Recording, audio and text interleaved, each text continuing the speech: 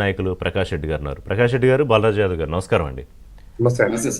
మనతరాయ్ గారు నమస్కారం. నమస్కారం. సో బీఆర్ఎస్ నుంచి మొదలు పెడదాం. బాలరాజు గారు, ఏంటి ఇక టెన్షన్గా ఏమన్నా ఉందా? ఎందుకంటే ఇప్పటిదాకా ఒక అడ్డంకి ఉంది. ఏం అడ్డంకి ఉంది? గవర్నర్ గారు పర్మిషన్ ఇవ్వలేదు. సరే, దానికి ఏదో లాలూచి అన్నారు. రేవంత్ రెడ్డి మొన్న ఎన్నికల జూబ్లీహిల్స్ ప్రచారం, ఆ పర్యటన అప్పుడు కూడా ఇదిగో క్లియర్గా వీళ్ళ దోస్తానా బయటపడిపోయింది కాబట్టి అక్కడ ఆపేరు పర్మిషన్ లేకుండా. ఈసారి మరి అడ్డు తొలగిపోయింది కాబట్టి అనివార్యంగా కాంగ్రెస్ పార్టీ, కాంగ్రెస్ ప్రభుత్వం చర్యలకు ఉపక్రమించేటట్టే కనిపిస్తోంది.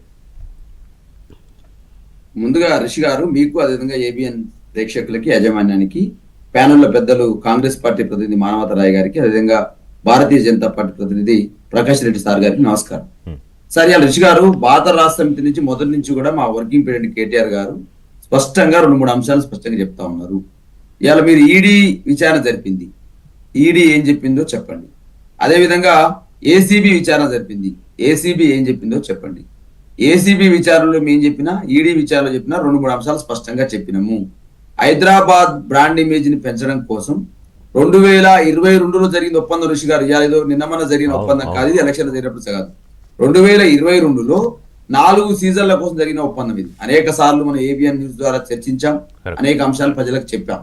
ఈ 4 ఒప్పందాల్లో భాగంగా 4 సీజన్స్ ఏది జరిగిందో, ఫస్ట్ సీజన్ అయిపోయింది.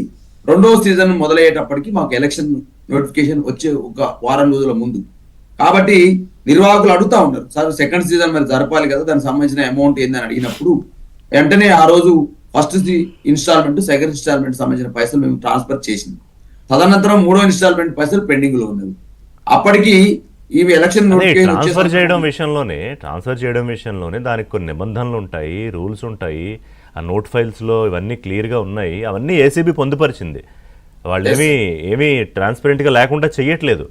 ఇప్పుడు కేబినెట్ అనుమతి కానీ, అప్రూవల్ కానీ, ఆర్థిక శాఖ అప్రూవల్ కానీ లేకుండా చేశారనే కదా మొట్టమొదటి అక్కడే కదా ప్రారంభమైంది. పైగా అసలు జిహెచ్ఎంసీకి లేకపోతే సంబంధం లేని వ్యవహారం అని.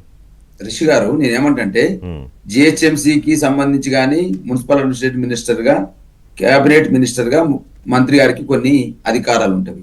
ఆ అధికారాలని ఫాలో చేసే బాధ్యత ఆ మంత్రితో పాటు కింద అధికార బృందానికి ఉంటది. ఆ క్రమంలోనే ఆ రోజు సెకండ్ సీజన్ కోసం మేము ఏదైతే ఎలక్షన్ సమయంలో భవిష్యత్తులో మళ్ళీ గవర్నమెంట్ మనకు వస్తుంది అవకాశం ఉంది కాబట్టి మనం చేసుకుందాము, మీరైతే ఆ పని కానివ్వండి అని చెప్పి చెప్పడం జరిగిందనే మాట. దానికి బాధ్యత అధికారంలోకి మీరు వస్తారు, మిమ్మల్ని ఎవరు ప్రశ్నించారు కాబట్టి చెయ్యొచ్చు అని అనుకున్నారు. ప్రశ్నించడమే కాదు సార్, హైదరాబాద్ సంబంధించినటువంటి ఈ రేస్ నిర్వహణ అనేది మాకు ఒక ఉన్నది. ఎందుకంటే దేశంలో ఎక్కడ కూడా ఇటువంటి నిర్వహణ జరగలేదు. భారతదేశానికి మొదటగా హైదరాబాద్ పోటీ పడ్డది. ముంబై లాంటి నగరాలున్నా, చెన్నై లాంటి నగరాలున్నా, కోల్కతా లాంటి నగరాలున్నా, ఢిల్లీ లాంటి నగరాలున్నా కూడా హైదరాబాద్ అనేది ఈ యొక్క రేసులో పోటీ పడి సాధించింది. కాబట్టి దీన్ని ఎట్లా నిర్వహించుకొని బ్రాండ్ ఇమేజ్ పెంచాలనే ఆలోచనలో క్రమంలో ఆ ఓవర్లుక్ లో నేను చెప్పినాడు కేటీఆర్ గారు, ఏదో నేను ఇచ్చిన కాబట్టి బాధ్యతని తప్పుకోవాలి, నాకేం సంబంధం లేదని, నేనే బాధ్యతను వహిస్తాను చెప్పి చెప్పకుండా జరిగింది. కాబట్టి ఈ జరిగినటువంటి ఏదైతే ఉందో సార్, 2 అంశాలుగా దీన్ని సరిదిద్దవచ్చు. ఒకటి, హైదరాబాద్ బ్రాండ్ మీద కాపాడాలని రేవంత్ రెడ్డి సర్కారుకు ఉన్నట్టయితే ఆ నిర్వాహకులు ఎవరైతే ఉన్నారో, ఫార్ములా రేస్ నిర్వాహకులు వచ్చి రేవంత్ రెడ్డి గారు ముఖ్యమంత్రి అయిన తర్వాత డిసెంబర్ లో కలిసినారు. వారిని కలిసి, sir first instalment, second instalment పైసలు మా దగ్గర ఉన్నవి, మా అకౌంట్ లో ఉన్నవి, ఎవరి దగ్గర లేవు అని చెప్పి చెప్పడం జరిగింది. మీరు 3వ ఇన్స్టాల్మెంట్ ఇస్తే మీరు రేసు నిర్వహిస్తామని చెప్పి చెప్పిరా లేదా? ఒక్కసారి మీరు పేపర్ అప్పుడు ప్రభుత్వం ఏం చెప్పిందంటే, మేము ఎందుకు రద్దు చేసుకున్నామంటే మొత్తం ఒక 650-700 కోట్లు సుమారు సబ్జెక్టు కరెక్షన్ తెలంగాణ ఖజానాకి సేవ్ చేయాలి అంతే తప్ప ఈ అర్జెంటుగా ఈ రేసులు వీటి వల్ల ఏం ఉపయోగం లేదు. అది ఆయన వ్యక్తిగత ప్రతిష్ఠ కోసం, ఆయన సెల్ఫ్ ప్రొక్లమినేషన్ కోసం చేసుకున్నదని కదా వాదన. మొత్తం సార్ 100-103 కోట్లు మాత్రమే దాని నిర్వహణకు అయ్యే ఖర్చు.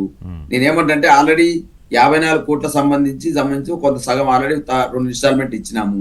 కాబట్టి వీళ్ళు నిర్వహించడానికి చేతగాకనా, లేకపోతే కేటీఆర్ గారి మీద ఏదో ఈ ప్రొసీజర్ ఫాలో అప్ లో కొంత లోపం ఉంది కాబట్టి కేటీఆర్ గారిని బదనం చేయాలనే ఆలోచన తప్ప దీంట్లో అవినీతి వెతికింది లేదు, అవినీతి మారింది లేదు. ఇంకో అంశం కూడా చెప్తా ఉన్నారు సార్, ఇదేదో ఇంకో అంశానికి ఏది గ్రీన్ కో అనే సంస్థ ఉంది, అది ప్రమోటర్ గా ఉంది, ఫస్ట్ ప్రమోటర్ గా ఉంది, తదనంతరం ప్రమోటర్ నుంచి తప్పుకుంది. అప్పుడు కూడా కేటీఆర్ గారు చెప్పినారు, ఒకవేళ గ్రీన్ కో తప్పుకున్నట్టయితే ఇంకో సంస్థ వస్తుంది, డెఫినెట్ గా మనం ప్రయత్నం చేద్దాం, దీన్ని మాత్రం ఎట్టి పరిస్థితుల్లో పోనిచ్చేయలేదు, మనం జరపాలని చెప్పి చెప్పడం అదే ఆ జరిగిన మాట స్పాన్సర్ చేసే సంస్థ తప్పుకోవడంతోనే చెల్లింపులు చేయాల్సి వచ్చింది. వాళ్ళు చేయాల్సిన సార్, పని చేశారు కానీ హెచ్ఎండిఏ నుంచి. సరే, ఈ టెక్నికల్ అంశాలు పక్కన పెడితే నాకు ఒక విషయం చెప్పండి. ఇందులో నేను ఏ తప్పు చెయ్యలేదు, ఐఎమ్ రెడీ అని ఛాలెంజ్ చేస్తున్నారు కదా కేటీఆర్. సో మీరు ఇప్పుడు సవాల్ రేవంత్ రెడ్డి ప్రభుత్వానికి విసిరారు. ఏం చేసుకుంటారు చేసుకుంటాను, అంతేనా?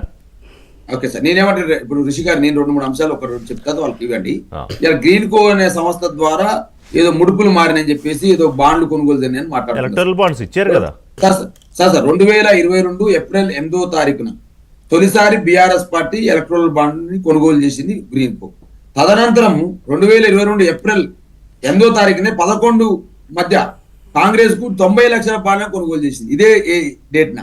అదే భారతీయ జనతా పార్టీ కూడా అక్టోబర్ 8వ తారీఖు 2022లో 2 కోట్ల బాండ్ కొనుగోలు చేసింది ఇదే గ్రీన్ కో సంస్థ.